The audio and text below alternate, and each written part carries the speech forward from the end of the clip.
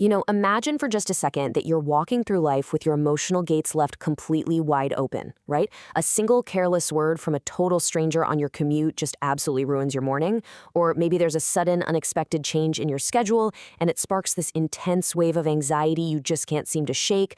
Or someone disrespects you, and boom, an uncontrollable surge of anger instantly takes over your mind. Look, if this sounds familiar, you're essentially operating like a puppet to your emotions. You're walking around with strings attached to your limbs, and the whole world is holding those strings, just jerking you around at will. And honestly, it's just an exhausting way to live.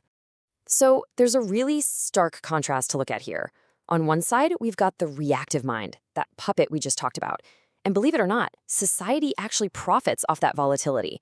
But on the flip side, we have the ultimate rebellion, the Stoic mind. Thousands of years ago, Stoic philosophers figured out that true power doesn't come from conquering the outside world. No, it comes from establishing this absolute, unshakable internal sovereignty over your own state. Once you achieve that, you basically become a ghost to the chaos around you. People are going to try to provoke you? Sure, but their efforts will just shatter against your silence. Welcome to This Explainer. Today, we're laying out what is essentially a masterclass in emotional command, pulled directly from the timeless wisdom of ancient Stoic philosophy. We're going to break down 9 transformative habits that are specifically designed to permanently rewire your emotional architecture. The goal here is to allow you to feel things deeply without ever letting external events dictate your inner peace. Okay, let's just quickly glance at our structural roadmap for today. We're going to cover the cost of reactivity, then master your immediate reactions, reframe your internal reality, build your inner citadel, and finally, wrap up with your daily Stoic practice. So jumping right into section 1, the cost of reactivity and how society actually profits from your volatility. Let's be brutally honest for a second here. The media, the social algorithms, the toxic individuals in your life, they all literally feed on your outrage and fear. Why? Because a mind that can't regulate its own weather is a mind that is just effortlessly controlled. They want you impulsive. So ask yourself, how many times just this week did you surrender your power simply because you couldn't wait 3 seconds to respond? Reacting immediately to a crisis or an insult is absolutely your greatest vulnerability. It's the exact moment you hand your puppet strings over to someone else. Moving on to section 2, let's talk about mastering your immediate reactions and establishing that initial control. Look, we have to stop the bleeding before we can actually heal the wound, right? So the crucial starting point is getting these 3 tactical wins under your belt. If you can master the pause, divorce your ego from events, and build really strong boundaries, you're going to immediately stop that massive drain on your daily emotional energy. And that brings us to our first habit, the sacred pause. When an insult lands, your biological instinct screams for an immediate response. Your brain is literally urging you to lash out or panic. But to become emotionally untouchable, you've got to train yourself to stretch that tiny fraction of a second into a deliberate, almost agonizing pause. When bad news hits, freeze, take a slow breath. Even Roman emperors had to take a deep breath before responding to annoying politicians. Forcing this gap totally severs the world's ability to puppet you. And keep this in mind, a pause is never a sign of hesitation. It's actually the ultimate display of psychological dominance. Now think of the Stoic mind as a perfectly clean mirror. This is our second habit, divorcing your ego from the event. It's crazy, but most of our emotional agony is completely manufactured by our own ego. When a relationship fails or a big project falls apart, the actual neutral event rarely destroys your peace. What destroys it is the story your ego attaches to that event, that little voice telling you you're unlovable or incompetent.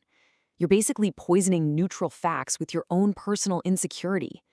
But by acting as a clean mirror, you just reflect reality without that ego distortion. And that stops the emotional bleed instantly. Which leads right into habit 3, and I absolutely love this analogy. If you wouldn't leave your front door wide open for thieves to just wander in and steal your TV, why on earth are you leaving your mind wide open for emotional smugglers to steal your peace? Think about it. Emotions are highly infectious. If a conversation leaves you feeling totally drained, you've absorbed their poison. You have to ruthlessly audit your environment and erect ironclad borders. Just elegantly change the subject or honestly, just leave the room. You need to guard your mental bandwidth with the exact same ferocity you'd use to guard your bank account. All right, section 3. Let's look at how to reframe your internal reality and change the narrative. So, having secured our immediate boundaries, we're now advancing to reshape how we process the world internally. We're basically moving from defense to offense. Here are our next 3 habits, and these are entirely focused on shifting your internal mindset to prevent frustration and crippling anxiety from ever taking root in the first place. Habit 4 is all about the daily surrender of expectations, what we call radical acceptance. Think about it. Frustration is really nothing more than the painful collision between your rigid expectations and an unpredictable reality. You expect the traffic to flow smoothly, and when reality breaks that script, you crash. Radical acceptance means waking up and consciously reminding yourself, okay, people are going to be difficult today. Unfair things will probably happen. If you surrender those expectations before you even step out the front door, you completely eliminate the element of surprise. And let me tell you, it is an incredibly liberating way to walk through the world. Now for habit 5. Modern culture constantly tells us to numb negative feelings, right? To run away from sadness or frustration. But a Stoic recognizes that dark emotions, like anger, are incredibly potent fuel. Just think about a time you let anger burn down your own house through a reckless outburst. But what if, instead of destroying yourself, you captured that exact fire to forge a masterpiece? What if you took the sting of a painful rejection and used it to fuel a brand new business venture, or channeled your sheer frustration to power through a grueling workout? The key here is don't suppress the heat. Redirect it. Habit 6 is what I like to call the annihilation of the imaginary future.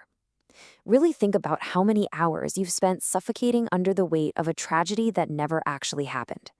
We do this all the time, projecting these horrifying simulations of tomorrow. But anxiety is literally the act of living in a future that does not exist. To conquer this, you have to violently anchor your mind back to the present second.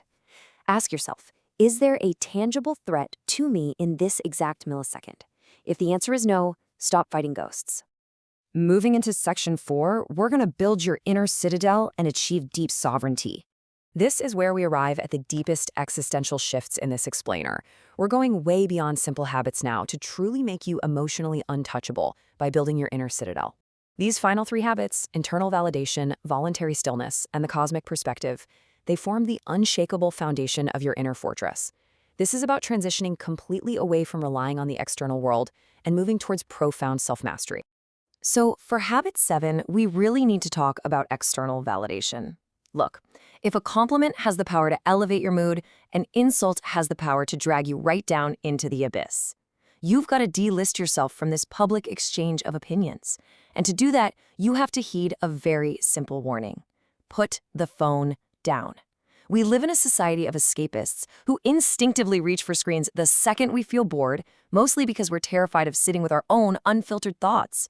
You have to stop running from your internal shadows, or they will continuously chase you forever.